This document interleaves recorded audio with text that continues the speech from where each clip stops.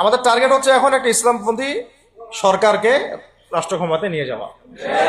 এটা আমাদের এখন প্রধান টার্গেট। এখন আমাদের এজেন্ডা স্পষ্ট, কোনো গোপন এজেন্ডা নাই। আর আমি ছোট মানুষ, ছোট জায়গা থেকে বলতে চাই যে আমাদের যে ওলামায়ে কেরামগণ মাঠে আছেন, যে রাজনৈতিক দলগুলো আপনারা মাঠে আছেন, এবার আপনারা কোনো রুটির টুকরার জন্য লড়বেন না। এবার পুরা রুটি নিয়ে লড়বেন। প্রত্যেক আসনে প্রার্থী দিবেন আপনারা।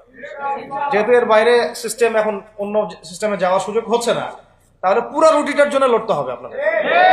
আমাদের টার্গেট হচ্ছে এখন একটা ইসলামপন্থী সরকারকে রাষ্ট্র ক্ষমতায় নিয়ে যাওয়া। এটা আমাদের এখন প্রধান টার্গেট। এখন আমাদের এজেন্ডা স্পষ্ট, কোনো গোপন এজেন্ডা নাই। আমাদের কি নাই?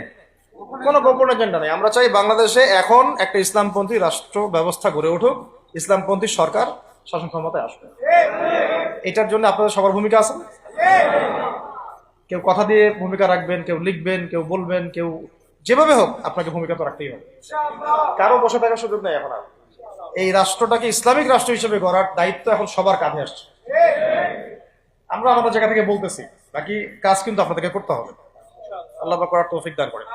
আর ইসলামপন্থী ভাইদের আপোষের যে দূরত্ব, এটা কমায় ফেলতে হবে। এই দূরত্ব রাখা যাবে না।